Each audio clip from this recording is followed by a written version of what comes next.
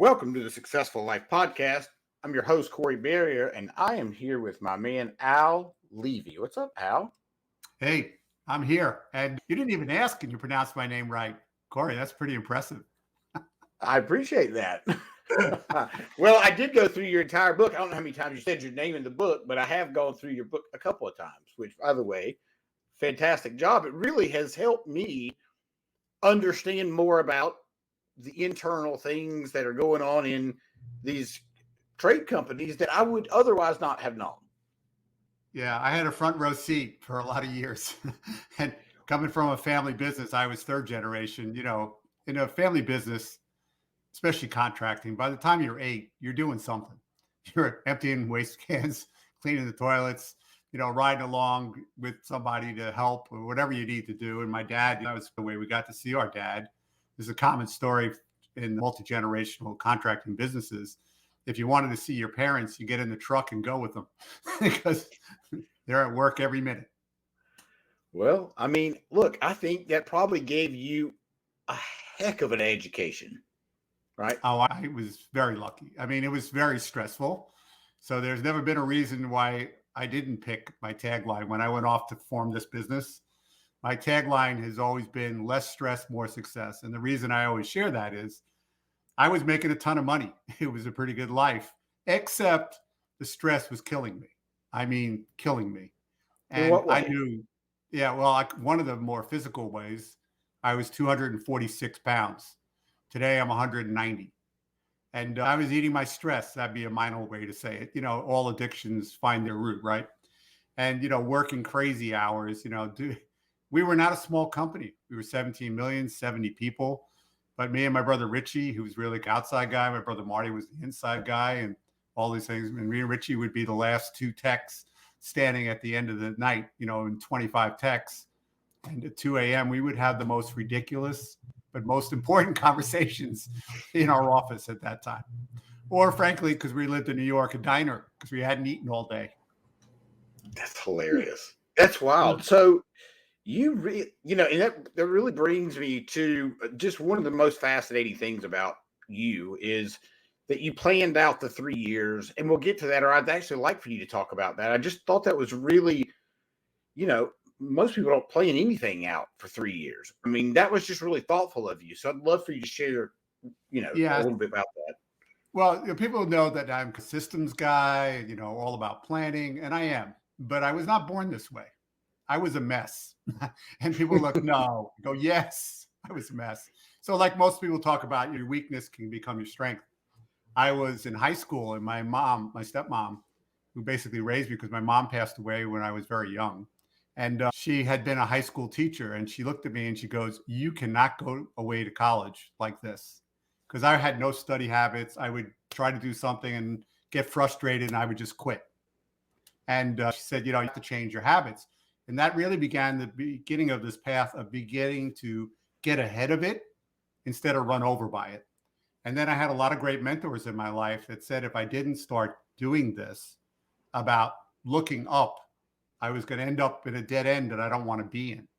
But we all do that as owners because there's just so much chaos moment to moment. And, it just overwhelms you. So you got your blinders on. And there's times to wear the blinders and there's times to take them off.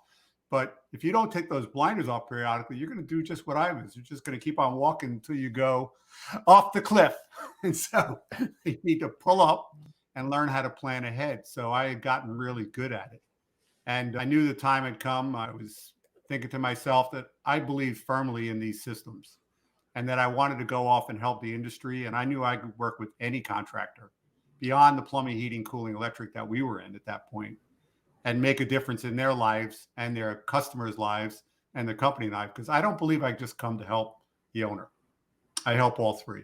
I help their customers have a better experience, the company go and grow, and then, yes, for them to have their life back, which was my goal for myself originally. I wanted my life back, Corey. I wanted my life back. It's really easy to get caught up in the day-to-day, the going to the job, hustling, going from one job to the next, and not paying attention to the little things. And I just got finished talking to Ishmael just a couple hours ago. Very similar story. He was a total mess. until I don't remember who he said came in. I can't remember now who he said came in and helped I him. think it was a Tom from Service Titan. I know he's had a lot of great people, but yeah, Tom, Yeah, I think was him. one of his big guys. Yeah, and Ken Haynes, I believe, is another one. Yeah, so let me ask you something. I just want to go back for a second. Do you remember what mentor really got that to sink in when you said that you were a mess and you had somebody said you had to straighten up? Now there was a series of people, but which one do you know? Yeah, no, I would say, first of all, the biggest mentor in my life was my dad. I was very lucky to have a very enlightened dad who was really good about coaching myself and my two older brothers. We used to be in business meetings with him, and his rules of the game was you can sit in the back and listen. You can make any notes you want, but don't interrupt.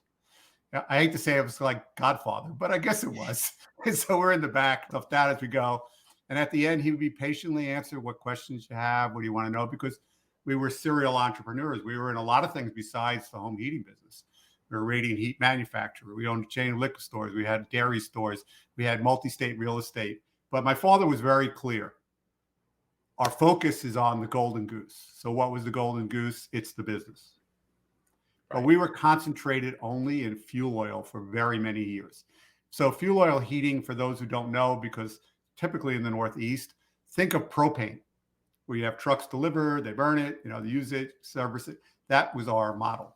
But I could see that things were beginning to change, and that if we didn't change with it, our business, our lives would be changing. And handing it over to the fourth generation, which is my nephew now, who's full-time, with my middle brother, who's still there, that would not have been able to happen, in my opinion.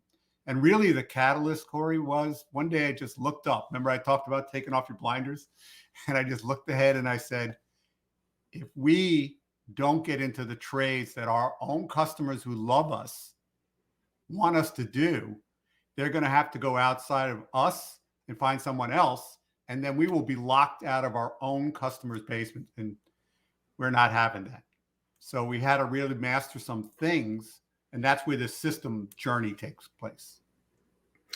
That's really fascinating insight that you had. Because, what age were you at this time? You were young, right? I was, like to say there's series of things, right? I would say when I arrived officially about 20, I guess I was 22 years old. By the time I hit 25, I had learned a lot of lessons. One of the lessons that I always remember, and that's why I said my dad was so great. I'm in the office. It's probably like 6 o'clock at night. We're in New York City Union Shop. And then there's a guy at the door who has to be at least 50 years old. And he wants to come in and meet with me. And what does he want to talk about? Not the work. He wants to talk about his personal life and how are things affecting at home. And it's just like a confessional, and he's asking for advice. And so when he left, I said to my dad, I go, what's with this? He goes, well, here's what I need to tell you. Because you sit in this office, you are their parent in many ways, at least a big brother. And so they're coming to you for that. Most of us have grown up in a dysfunctional family in one way or another. And not passing judgment, sometimes we're very lucky. But the reality is, one of the great reasons people came to work with us and stayed for as long as it was is because we were a supportive family environment that they didn't grow up with, that they sorely missed and wanted to be a part of. So that was an enlightening thing. Also at 25, my brother Richie and I are at some seminar, Corey, and the guy on the stage is talking about, and this is, decades ago, and the guy on the stage is going, the average age of the tech is going to be 50. Well, when you're a 25-year-old and you're thinking about 50-year-olds being out in the field running calls and thinking, oh my. So my brother and I got busy, building a very rude, crude training center so we could train them up. So we'd be able to break this mold a little bit and get some younger staff in. But we learned a lot of lessons. And the way we typically learn lessons in this field is we fall into a big hole, and then the best of us crawl out of it. And the very best of us, Corey, don't go back into the same hole right away, because most people, the inclination is you're out, you go, oh, that hurt. And boom, you're back in the same hole again. There's plenty of holes ahead. And I was lucky enough to, again, have great mentors, but myself as well, that I'm not going back in this hole. I'm going to fix this so that we can move forward. Yeah, 100%. 100%.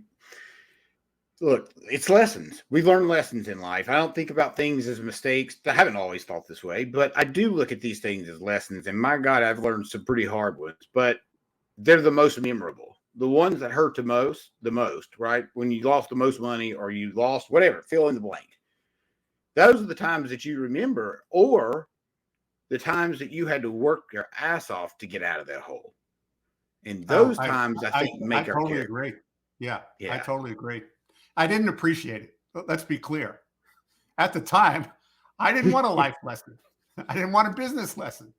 But when I talk about investing, there were times we invested and we made a lot of money, and that's really nice. There were times we invested, tried something new, and we broke even. Still good. There were times we invested or did something new and we lost our shirt. And so, but I will tell you, we learned our most valuable lessons when that would occur. It didn't stop us from doing things again. It just awakened us to how to do it better. What did we miss? What could we have done better? And just do that same diagnostic. Most of us, I don't know that we do that. We're so busy with the next hole that we're going to fall into. So that was when you asked about the 3 years, I was 45 at the time. I had already been in the business 23 years full time.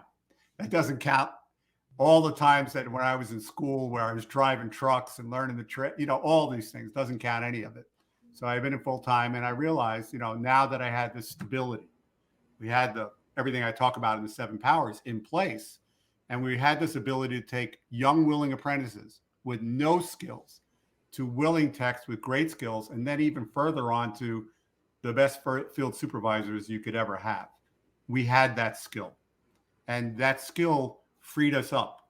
And then we could do what I'll talk about in a minute, which is how could we have added these other trades? So if that's something you want me to talk about, I'm happy to dive in. I definitely do, because I think, I want you to, from a couple of perspectives. I'd like for you to talk about that from the perspective of obviously your own, and then also of what could have gone sideways if you hadn't have put some of these things in place before you decided to make that move. If that's, I can't remember exactly how it went, but I think that is correct. Yeah, no, these things were in place, but I knew that I needed, as I was leaving, even though we were a big company, my name was in a lot of boxes. And so my job was to hire really good people that I trusted, to put my brothers and my dad in good shape when I left. And I needed some training time to them. I actually taught the people who had attended my class, who had now risen to the top levels of our company, how to do my training, because I had done it for 20 years. They came in and took the reins from me. One year I was doing it. They were in the back doing the same thing I had done as a kid, taking notes. The next year was like we were debriefing it, and then they were up in the front and I was grading them. And then I let them do the class to see the results, and they were doing great. But I needed to find, people to take the place that could work these systems and continue the process forward. I've been gone 20 years and they haven't lost a beat. Things are different. Yeah. Yeah, that makes sense. But what? They're still pretty darn impressive. How hard was it? I mean, you had a plan. So I keep thinking about this. Like, if it were me, I wouldn't have had that good of a plan. But what could have happened if if a business owner is listening to this, and maybe he's sitting at $5 million, and I can't remember how much you guys were at, but let's just say this in 2023, we about 17 million back then, which was big back then. Nowadays, the numbers are staggering. Yeah, for sure. And so, but if let's say you're at 5 million and you're hearing this and you think, well, I need to add another service because I have, what formula would you use or did you use to map that out? So we got really good at what we're good at, which was the fuel oil business, which is what we did is we created the operating manuals for that business alone. And we hired in my friend who's an industry writer, Dan Holohan, to help write it and run all these meetings, which is why it cost us in today's money about $150,000. And it was a fraction of what I have today. But that was so big in taking control and building the foundation of what we needed to take care of. I had already worked through other things like how to plan and execute before I always tell the story is coming off the road, working during the day, and I needed a project done. And I went desk to desk to ask for help, Corey. Nobody could help me because they were too busy. So I just blew a gasket. I said, well, grab everything you have. This is a paper moment. Come into the office, conference room. I said, put it on the desk. So this giant mound of paper is there. And we started to sift through it. And what we found out is two people were working on a project and neither one knew that the other one was working on it. Or they were working on what they felt was absolute my number one priority. And I wasn't even clear that it was for me, let alone a priority. So we worked through this pile, and that's where that birth of the master project, top 30, top 5 got to, and then making the top 5 come alive. Because you're going to have a crazy week. I don't care what size you are, that 5 million or whatever. I mean, tell me that everything just runs great. You can sit on a beach in Hawaii for a month and you come back, everything's perfect. If you can, stop listening. You mastered it. Yeah, but I doubt it because it wasn't that way for me. So the point of this is we began to put the systems that scale up. I've only worked with 2 types of companies, really family business or really good partners that work together. They're well liked by people. They scale up and they hit the top of the roof, which means that they can't clone themselves. There are no more hours in a day, days in a week, weeks in a month. They just run out of time. So they need the same system or foundation, if you will, which I call the 7 blocks. And that's really what they have to do to put a platform under their company as it exists today and then springboard forward. And the other ones are great companies like Tommy, who could already generate great calls when I showed up. You know, he's 15 million and not making any money, but he knew how to make the phone ring.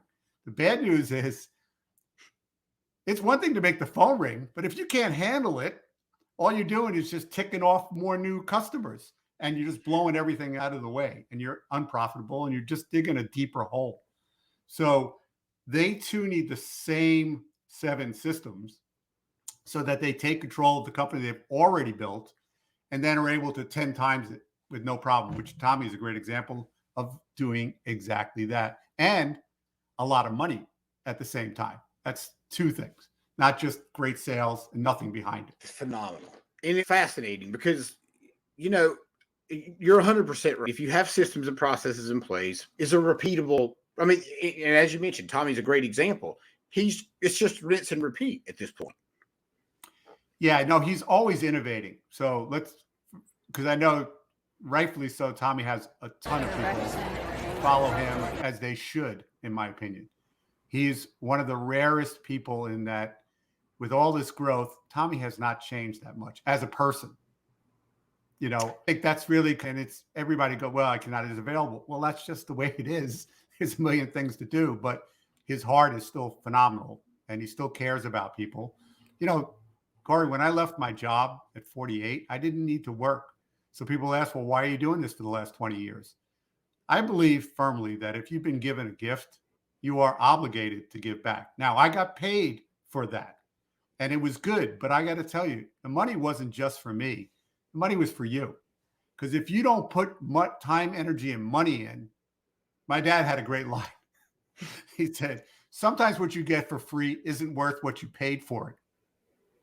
He's right. And it's very true. You have to have skin in the game. And so this investing of your time, energy, and money. Now, money is important, but it's not the most scarce asset. Even time you can leverage. It's really about where are you going to spend what I came to call my emotional dollars. So in my wallet, I woke up this morning with only so many emotional dollars. How, when I get to my office, is the best way to spend it? I'll give the example that I always recall. So we were in this awful building that we had been in. It was urban renewal, wiped out our customer base. We had already moved to go service where they had moved to, but we were in this still terrible place. And people were, how bad was it? I go, well, we used to have to drive 2 miles to get to a restaurant and we're in New York City. And so, yeah, no, it was awful. They were stripping cars in our yard. We had boarded up every window, door, and gate because they broke through it. And we even made the gates break away so that we wouldn't have to put them back on. Finally, the final straw about how bad it was, they drove a truck through the side of the cinder block building. And I just said to my family, we're out. We got to go. That's why I became so good at office design. Who's they? They, as far as I told my brothers. Oh, No, no, I was talking about the criminal element that was alive and well in New York City in 1990. was It was this the just random 70s, criminal 80s, and acts? 90s was very bad in New York City. Wow. People who go to New York City, mid 90s to 2015, that's not the New York City that I grew up in. It was what I envisioned the Wild West when I would look at that kind of stuff. Yeah, it was crazy, really bad. It's really different now too. Have you been back recently? I haven't been back. To my family that still lives there tells me about the homeless problems, but that's really, frankly, every city. It's a Sure. shame. I don't know too many cities where, because we're in these groups, we talk where it's not much of a problem. But even here, where I'm out in Scottsdale, it's just the nature. There's a big problem, and that's something that's really shocking to me living here in America. Is that, but we're an addicted society, and I don't exclude myself from that. Gambling, drugs, alcohol. There's a whole lot of ways we can go dark, isn't there? There really is. Yeah. And I have an answer. I have actually, and I can't base this on 100% facts, but whoever was telling this story, they knew what they were talking about. They were qualified. This is what they said was happening with the homeless. I'm really shocked this conversation went this way, but that you would be shocked, and I don't remember the percentage of the money that supposedly goes to the homeless foundations or the whatever homeless from the government. Really, majority of that money is paid out to people that are on the board, like of the committees. And so they say it's pretty staggering from what I understand. I don't know all of it, but yeah, it's unfortunately a bit of trickle down. And, just because it's a nonprofit doesn't mean people aren't getting paid. But we're not going to solve that problem. So I'm going to redirect back to our problem today. For which sure. Is, yeah.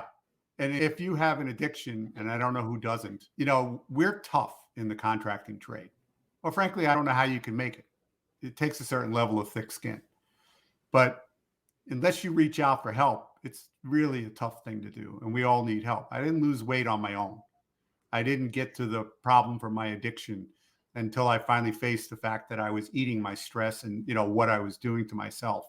And, obviously people with alcohol and drug, there's no shortage to addictions, gambling, there's a bunch of these things. But back to you as contractors. If we allow our business to run us instead of us run our business, we open ourselves up to these issues, in my opinion, in a much bigger way. But if we learn to take control of ourselves and of our business in a structured way, that allows us to break free and to get our life back, which was my goal. So the story that Tommy always tells is, because I told him at the beginning, I had 2 young daughters, and I told my wife I'm going to be home less, which you can imagine went over really well. Oh, sure I wasn't home that often as it was. But I told her the reason is because I was going to focus on being able to take young, willing apprentices with no skills to willing techs with great skills. And that's 2 years from now. We're going to be on vacation, and they're not going to be bothering my phone all day long. Because that's what happened. Anytime I was, quote unquote, off, they'd be calling me all the time. And, just multiply. People think, the bigger my company gets, it'll all be fixed. I'm here to say, no, it will not. It's just more gasoline to a fire, if that's what you're thinking is going to fix your company. So I did all the things, which is we wrote the manuals. Then we built the training center, which was our mistake the first time, based on what was in the table of contents in the manuals, building the right hands-on training center. And then we learned how to become better trainers, and we created training curriculum. So as I mentioned before, I could train those who I had trained to run the classes. I wasn't the only one. My whole mindset began to think is, if one person can do it, it's a hobby.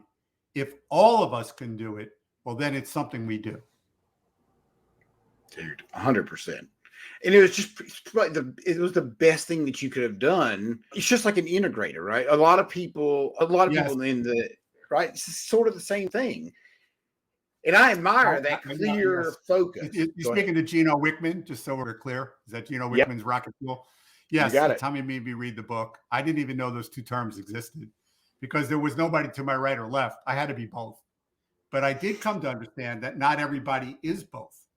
And then if you can find this marriage between the visionary, the one who can, what I used to say, Corey, years ago is I could see in partnerships many times, there's a person who can see a mile down the road as to where they want the company to be. And then there's an integrator who's really good about knocking out a block at a time. But the problem is the visionary is looking this way and the integrator is walking this way. My goal was to put them together in a united fashion and then a systematic approach to get to the where we wanted to be in that vision. Yes. I think that, first of all, you're a unicorn. You're right. It is interesting because I don't know too many people that are both, but I know they're out there for sure. I am certainly the visionary. I can see, like this project that I talked to you about. Like I can see, I can sit and I can map out exactly where these things are going to go in my brain. Now, for me to be able to tell you all that stuff, it's going to be maybe a little bit jumbled. But visually, I understand exactly how we're going to get there. And so, fortunately, I have the person that's that understands the things I don't want to understand, right? It's important to understand. It's important to know that about yourself. And so, anyhow, I totally agree with that. And, the idea that I don't learn anything is a ridiculous session. I'm still learning today. And the day I stopped learning, my dad and my aunt, who was brilliant, they said, the day you stop learning, you're done. And I don't mean in a good way. That's right. That's right. Because you got to keep the sharp. And that's what happens. People retire and they go do the thing they thought they were supposed to do, which is sit around and do nothing. And that's a quick way to the grave. I actually got a front row seat to what you're speaking to because at my shop, because we were a union shop, they really had a great pension, which was another reason they stayed in. And then they thought to themselves, well, I love fishing. I'll go fishing every day. No, I love golf. I'll do that every day. No, the ones who lasted the most are people that either had, like they had a charity or they wanted to work for their religious institution. They had somewhere to go and a calling for whatever they were going to do. Or even they just worked a couple of days with us because it was great that they were around. They were actually inspirational to all the younger staff. We had one guy, his name is Louis. He was an incredible fabricator, welder. My brother Richie and I used to meet him out to fix our trucks because we had the big tanker trucks and he'd be working outdoors. And so we find out that he's closing up and he and his partner are splitting and he's going to close the door. And Richie and I go talk to him out in the cold in Brooklyn. And he said, Lou, we'd love you to come to work. And he starts to laugh. He goes, I'm 68. So I said, well, you know what? Come work a year or two. Let's just see how it goes. Well, the end of this story is he was 90 and still productive every day that he worked at our company, every day. And anybody else who felt like slacking, they just took, he was just such a positive, everything that radiated him, including his skill set. Finally, we just said, you know what, Lou, you can't go on these ladders anymore. We're just not going to let that happen. Yeah. I think that is that's a killer story. And it's a great inspirational story for anybody listening because look, and even if you're not 90 years old, if you're 20 years old and you're sitting around and you're not out walking or moving around or getting some sort of exercise, look, it's gonna be a hard life. I'm just going to tell you right now, look, I was a fat kid. I've been sober for 13 and a half years. I've done a few bad shit in my life. I've had to go through a few things. But look, the other side of it, I promise you, is better. It sucks getting there, but it's just like starting a business. That part's not really that fun after the newness wears off, which wears off real quick. Yeah, it's all exciting. I don't have to work for that boss anymore, my own boss. And then pretty soon when you're your own boss, we all make the mistake is I'm going to buy a white truck. I'm going to sell it $5 cheaper than he does. I'm going to work out of my house. I'm going to make a ton of money. Some people do, but most don't. 9 out of 10 will fail. Because if you're not set up to be in business and you don't even know what it is, because you were fed a fish over and over again, you never learned how to fish in a business sense while you were a great tech. And so there's so many lessons to be learned. Now there's great books, there's great blogs, there's great Facebook groups. But this gets to the other point, Corey, that I always speak to. And I speak to it actually in the book as well, which is if you pluck stuff from all over and think it's all going to fit together, here's what I promise you. No, it will not. It will not. You're either on your way to building a Frankenstein or what I used to call a junk car, which is a Ford chassis, Hyundai engine, Toyota seats. It doesn't work.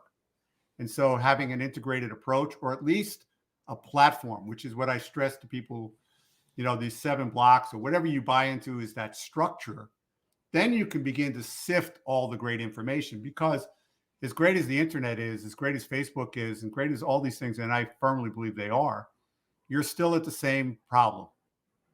Are you speaking or listening to a genius or an idiot? And so that's the problem. You have to be your own filter and your own metric, and you have to have a system that allows you to sift through that stuff. I agree, 100% agree. And I often wonder, and I'm sure you've probably wondered the same, when you see people ask a question, it's just a general question, whatever it is, and you hear a litany of answers. And I'm like, you don't know the context of the question. You got to ask this guy more questions before you start firing off. You need to go hire a marketing company. Like, you don't know the guy's situation. And so, as cliche as it may be, like, it always depends. And you got to ask that question first. That's when I first started this business, I went to my friends and I said, tell me what you don't like about consultants. Well, let's just say it was a long and passionate list. And what they said is they never go away. They're always doing or selling something. And then they don't have anything that works without them. They're always the one that have to make it work. And if they're not there, then they really haven't done anything for you. And then, there's just this whole mix of things so my goal was to bring these systems in that work because I've taught you how to work them. And when I'm gone, I don't need to be the one that's coming back to make it all work. And so I continue my relationship with so many of my clients at this point. It's all free. My goal wasn't to become their consultant for life, but many have, stayed. They like the arrangement. And, I'm so proud of so much of the success that they have done. And they're really grateful, Corey, to me, and, about how much that I helped them. But I will tell you, I pretty much have the same information, which means that I know how to teach you how to use a shovel, how to dig a hole. I will even demonstrate it. But then you have to pick up the shovel, and then you have to dig a hole, and you have to keep on digging the holes, and then you have to make bigger holes.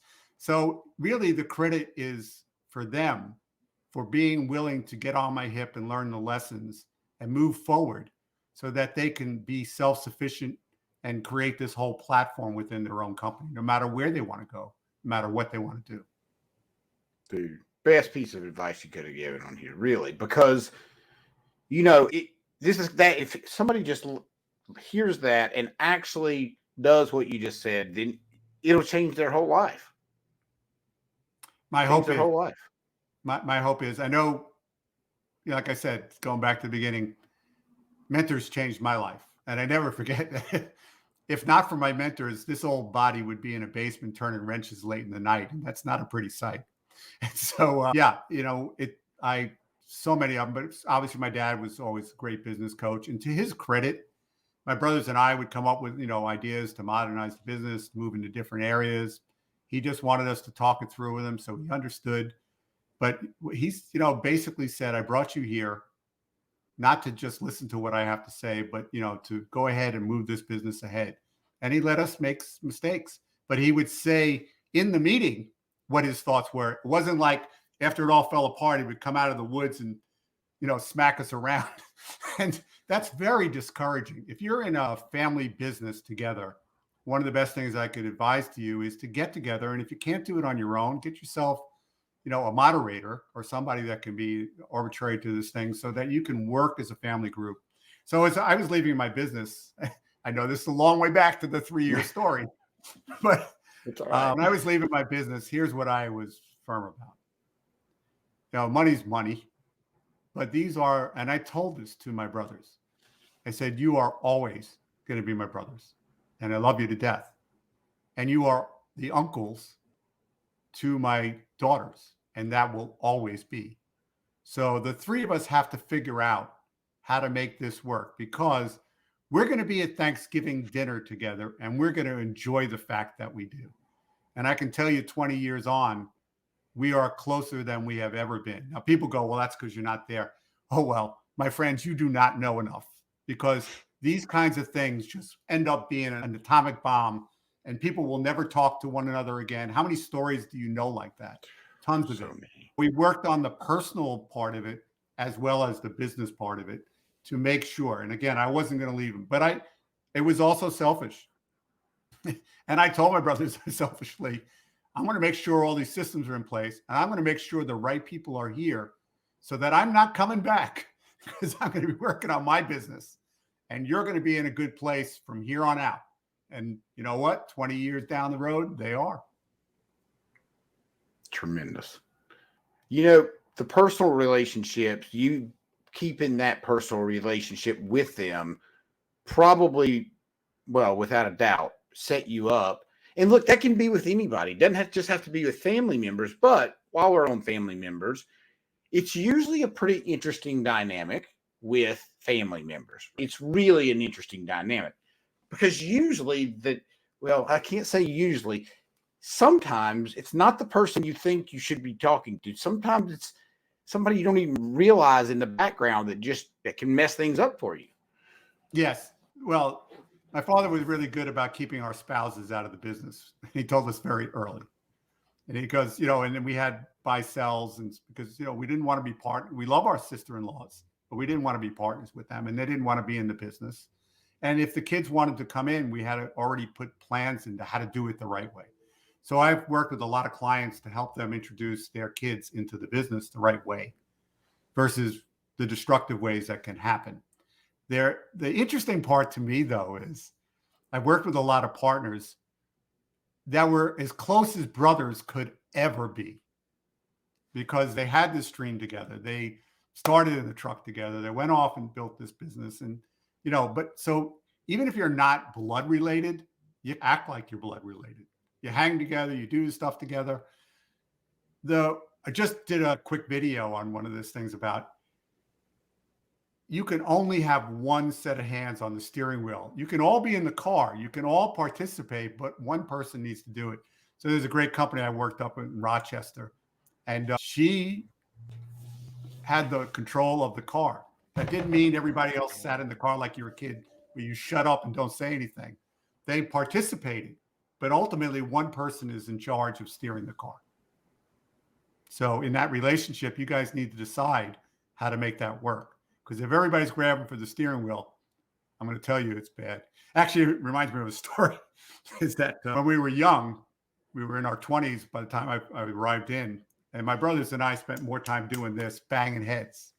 And we were micromanaging each other and critiquing each other. You follow how that goes. Ugh. And my father was very, not like, he was much quieter. And he grew up on a farm, which I always laugh because the farm was in New York City. That's how long ago it was. Anyway, so he says to us, boys, I was thinking that if we all get on the same side of the car and push, we're going to go a lot further and a lot faster. And he walks out of the room. And myself and Richie and Marty look at each other like, what? And then we go, oh, we have to stop banging heads. So that was the informal, okay, you know what, Marty, you do this. Richie, you do this. Al, you do this. And then it was already better because of this illustration, conversation, tiebreaker, you call it whatever you like. Now, I have to tell you, Corey, there's a lot of businesses I worked with that ultimately we paid family members to stay home because they were so destructive. I absolutely believe that. Yes. And probably paid them a handsome salary to stay home, and it was probably well worth it. If need be, yeah. I do believe that a really well-constructed buy-sell is critical. And unfortunately, in my family life, it came up with my dad and my uncle. My uncle passed away. They had a buy-sell, but it wasn't kept up often enough. It wasn't objective enough, and it didn't really hold up. But working with Ellen Rohr, who was my co-consultant, we did work on a lot of jobs. And we also worked in the Zoom Drain franchise with the great Jim Cornetti. is that we're big believers in the 5 Ds for a well-written buy sell, which means it addresses disaster. So the area gets wiped off the face of the earth, like Hurricane Sandy almost did to our company. Debt, who's putting money in, who's not. And then, or how far do we dig a hole? Divorce. Now you have a divorce, that affects things. But if you and I don't want to work together, and if I have to spend one more minute in this office with you, I'm going to kill myself. Sorry for being dramatic. But the reality is we need a divorce from one another. We got to go off and do our own thing. So debt, death, divorce, disability. Disability is the one that I missed here. Disability is, heaven forbid, you get hurt in a way that you can't perform. It's bad on you. It's bad on your family, but it also leaves us in a lurch in the business. So we have to be able to address these things. So 5 Ds, it's something that I always talk about. You need to do it. And then it has to be reviewed at least once a year and signed off on, or it's really not going to be that parachute that all of you need. That's right. It's not something you want to sweep under the rug. What's interesting, the divorce part, I think that's where I believe that when most partners get together, they think, just like I have thought in the past, this is never going to end. It's never going to end. This is the end of the day. Like, this is it. This is my last thing. Honey, I love you. We'll always be together. To be half kidding, I'm married 45 years. And young people always ask, how did you do that? I go, it's pretty easy. I married a woman who's as stubborn as me. We both thought each other would quit, and here we still are. but it is, it's really core values. I know it's oversaid, but my wife and I have always had core values that are aligned. We're very different people, and I don't believe that if you're both big talkers, there's not enough space. And if nobody's a social, then that's going to be a problem. But whatever it is, more open dialogue, which, by the way, I can tell you, this is actually backwards. The better I became at my own company as a leader and a trainer and all the other things, I actually became a better father and a better husband because I stopped talking all the time. And I started to listen to them answer my questions without me preparing my defense or correcting them. And it really deepened that relationship. But I didn't learn it that way. I learned it by working with young staff. Another huge takeaway, active listening. And the exact same thing happened to me. This has just been recently. And I'll tell you a quick story. I've been sober a little over 13 years. And I went to AA for 6 years and decided, I'm just summing this up for you. My ego got too big and I decided I didn't need to go back. So I didn't. And long story short, I was having a conversation with a guy. I think it was back in October, maybe. And he'd been in recovery about the same amount of time. And I was explaining to him my reason, which was I didn't want to say I am an alcoholic, because if you say I am, the words that fall after that, it was really silly. It's not silly, I suppose, but it was a silly reason for me to, it was just an excuse, to be honest. And so what I realized in that conversation with this gentleman is, he said, Corey, I've had some of those same feelings. He said, but maybe it's not about you. And I'm like, that is so good. Yeah. That is so good. Well, he said, Corey, you have a lot of influence. He said, and you're literally pissing it away by not having these conversations. And I'm like, he's right. So I went back to AA the next day, and my life has significantly gotten better because I'm back on, I'm back in the groove, if that makes any sense. It makes total sense. And that's what I was saying is, part of the problem, what makes us great as contractors is we're independent, we're hard thinking, we're hardworking, we're all of this. So when it comes to our personal lives, like I said, food is an addiction, alcohol, drugs, you name it, gambling, all of it is an addiction. Why is the addiction is really more of the problem. It's not the activity you chose to satiate that. It's the why. And what are the triggers? Because we all have triggers. I always laugh because I think about how bad was, my eating problem. Well, I used to route my day so that I would end at my favorite Italian deli so I could get a meatball sub if I could work the right stops in the right direction. That's when you know you have a problem. The second way I know I had a problem is I was in a restaurant in New York City, and I'm 6'2", and the guy looks at me at the the maitre d' and he goes, "So what football team do you play for?"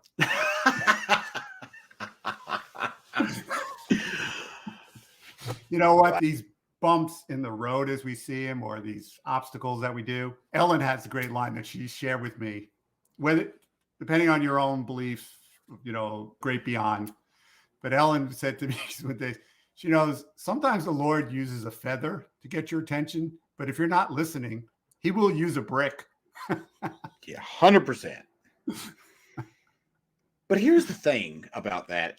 That is one of the hardest things not hardest things, but that's one of the lessons recently is it really just ties right into it. That's the reason I didn't go back, is my relationship with God or whatever you believe, but my, higher power, whatever it is, I really didn't realize I didn't realize how much I had gotten away from that. And so that's really the part in not to go into grave detail, but there's some events that happened with my daughter. And that's what it took, all those things for me to realize look, she's 13. There's nothing I can do about what she's going to do.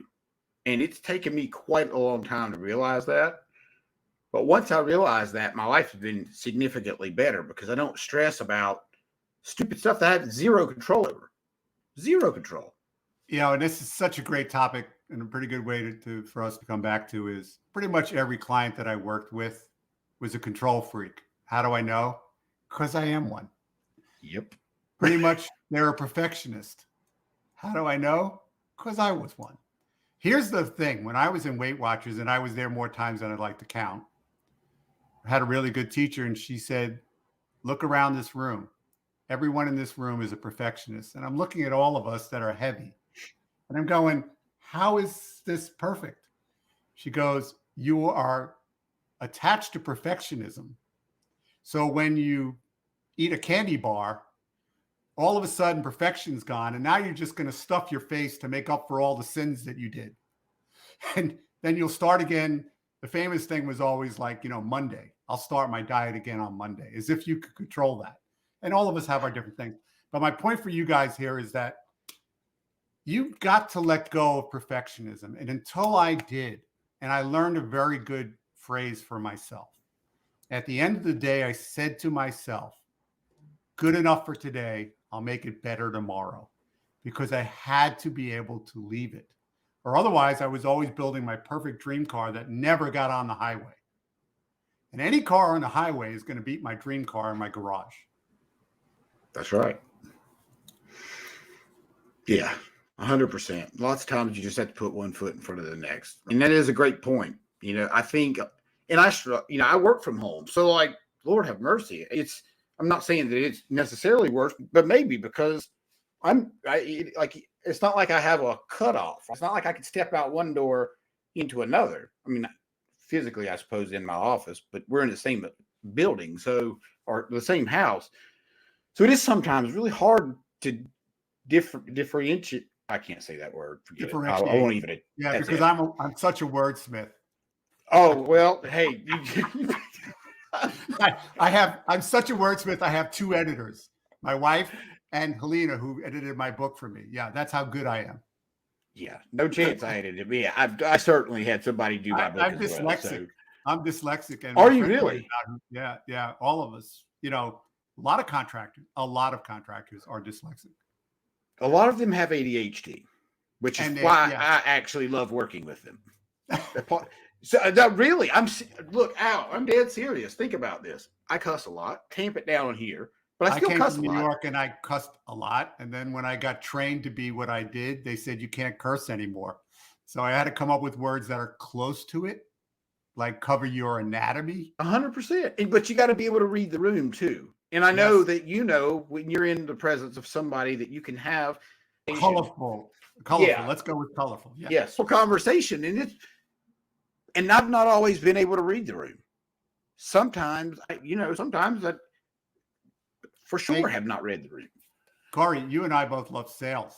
and I was Yeah. great at sales. And the only reason I got good at all this other stuff is because my team blew it up. So I had to come back and do all this other stuff. But I really was awful at sales. People laugh because they've seen me on stage and I've taught so many people how to be good at sales. It is a very learnable skill if you can do it in a systematic way. And of course, I have a systematic way that I taught people how to do sales, but I did everything wrong. I stared at my feet. I was shy. I muttered, never made eye contact, just everything you could do wrong till I finally learned how to do everything right. But it's one step in front of the other. Isn't like I'm awful at sales and tomorrow I'll be the best salesperson ever in the world. But that's how we jump. It's this great vision. Getting back to the vision. If you say to yourself, I'm going to become better at sales, I'm going to serve my customers better, because that's the essence of sales. You can be that tomorrow, not 6 months from there, not 6 years from now. You can be that tomorrow. Will you take one step in that direction and keep it? Because if you do, you're moving ahead. Even the expression, which I used to hate, 2 steps forward, 1 step back is progress. Depending on how much time you have, learn how to take 2 steps forward and stop going backwards. Well, here's the other thing. You don't have to have some slick thing to say to the customers. You don't have to you don't have to do any of that. In fact, it's the worst thing you can do because they already expect that. I'm sorry for laughing because as soon as you said that, Corey, I went to my dad. You remember I mentioned I was bad at sales and I wanted to get better, and my dad was great. And he was anything but what you would expect. He was quiet. And when he would sit in a call, because I would go with him, as he was talking like this loud, people would begin to lean in. And they just saw he had a huge smile on his face, and he would ask questions and he would make notes. But everyone who sat across from him knew that he was there for them. That was, if I could only tell you in 8 seconds what you should do. So anyway, I said to him, Dad, you have a great closing line so I could be better at sales. And my dad looks at me and he starts to laugh. And I go, what's so funny? He goes, Al, if you need a great closing line, you've really been bad up to this point. That's the truth. That's so true. It's true. It really is. No. Go ahead. No, all I was going to say is I got to the point where you mentioned about I was so passionate that people would interrupt me as I was making my sales presentation. Go, you know what, Al, sounds great. How soon can we get started? You know what? I'll get to that in a minute. Let me finish this point. I'm begging you to take their money. Begging me to take their money right now. That is so funny. That is so funny. So that was great. That was a great active listening. Oh, dude. It is one of the most important things. Look, there's 2 things that anybody listening to this call, if they were to do better today or tomorrow, let's say today, there's 2 things that you could do better today. Just learn how to be a good active listener, which just takes practice, and follow up on your damn leads. Yes. When I would get into a sales slump, my dad always said to me, make one more call, stop by one more customer. But the analogy that I locked into my head is you're swinging a pickaxe at an iceberg and you're not getting anywhere. And you're entitled to feel like you want to quit. But you also have to remember one more swing might break this whole thing open. And that's what I was willing to do. And so many more talented people than me just got up against that iceberg and go, well, I'm done. And I never thought of myself as like super talented, but I knew what my super talent is. I'll still be going when you quit. Yeah. Yeah. It's not a common trait with people coming up either. I'll be honest. It's just not. I have a mixed feeling on that because I train so many millennials all around the country. And when they know their why, because they're not going to just do stuff, but if you spend the time early on with them about why you do what you do and how it helps people and how they can get the future they want, they are not just good. They are phenomenally good. Listen to me, everyone I'm talking to here. Now, I haven't worked as much with the next Gen Ys and Gen X, but that is happening more. And I haven't found a break. It's pretty much the same thing. You better be really good about your why. Once again, 1,000%. And look, that will work in any generation. Doesn't matter who I it is. absolutely agree. Absolutely Yeah. agree. Yeah, 100% it will. Absolutely. Yep. But it takes patience. It takes good questions. It takes you wanting to spend some time with that individual to learn about that person, not so you could sit and talk to him. 101. So what makes you think customers is the only place that applies? It applies to the people at your shop. It applies to your kids. It applies to your significant other. You know, shut off the microphone is what I was told, and open up the receivers. 100%.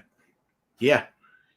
So many people get that wrong. And it's fascinating whenever somebody answers a question or answers me with something that is totally irrelevant. I just sit and think and sometimes people don't even know, right? They don't even know that they're answering you in this irrelevant way lots of times because of that, right? This is biggest mind control device on the planet. I make them turn their phone upside down or put it in a drawer because I always knew this was a distraction, but there was a great survey out about that. If your phone lights up and you don't even look at it because it's turned upside down, the next 20 minutes are gone. Fact. So you've got to set, what I teach in my time management class was, you've got to set a time to tell people I'm going to check it at 8 o'clock, 9 o'clock, 10 o'clock, 11 o'clock. If you needed that done faster, you're going to have to figure out something else or do something in the middle. But that's the only way you're going to take, and I call it time blocking. You have to time block. Absolutely. And that statistic is absolutely correct. So imagine just that stupid ding, right? Just that ding alone. The ding. And I have mine on vibrate. Yeah. It doesn't matter. It still lights upside down if I'm staring at it, which I have to put into, a different thing. Yeah. Really I keep mine on. I have to. I think that statistic alone probably just seared it into my brain when I heard it several years ago. It's helped my focus tremendously doing that. It's done the same thing with me. Is I keep the stuff closed, but I have a reminder that just pops up and says time to check phone, email, text, or whatever. And and I'm not. You guys get pounded from every way, but as a company owner, the more you get people that report to you or to your managers to know what they need to do, you will start to get your life back, and they will feel more empowered. And that, yes, is org charts, manuals, staffing power, all the things that I still do and do online these days. It applies to you. So whoever you decide to go and find it or buy it from or make it yourself, it's the best work you will ever do. People like to know, if you're the boss and I'm working for you, I want to know you got a freaking plan if you're in charge of my checkbook. If you're in charge of my check, Yeah. Well, really? I chose to get in your car. So right. Why and where are we going? Yes. One thing I want to point out before we wrap this up, and you said something really hit home that I hope, if there's no telling how many contractor owners are out there listening, but if you could be that big brother, right? I don't mean big brother go out and get drunk, not that big brother. The big brother that, like we just said with the active listing and just taking an interest in them, something completely outside of work. It'll change the game for you. It'll change the game. I think, it's people don't care what you do until you show them that you care. And so for me, it was, learning a balance. We're not born managers, especially if I was a technician working in the field. What qualifications was that for me to be a manager? And when you appoint your best tech to all of a sudden be this field supervisor that I talk about, how did they become a boss? Well, they watched horrible bosses and they decide they're just going to be an SOB to everybody, or they're going to be everybody's buddy, and it's not either one. So there needs to be some training skills, but you need to work on your own leadership skills. I went to a lot of great training years and years ago, and I read some of the best books out there. And then I learned and did my own self-debrief and how I could get better and better on it. And I was, measure the results, because that's the only way you do. Yes. One of the things that I have people do that want to get better on video and camera or Zoom, whatever, is I have them just do videos to themselves, 30 days. Have them do 30 days worth of videos, 5 takes a day, 20, 25 seconds. You don't have to do anything with it. massive change happens.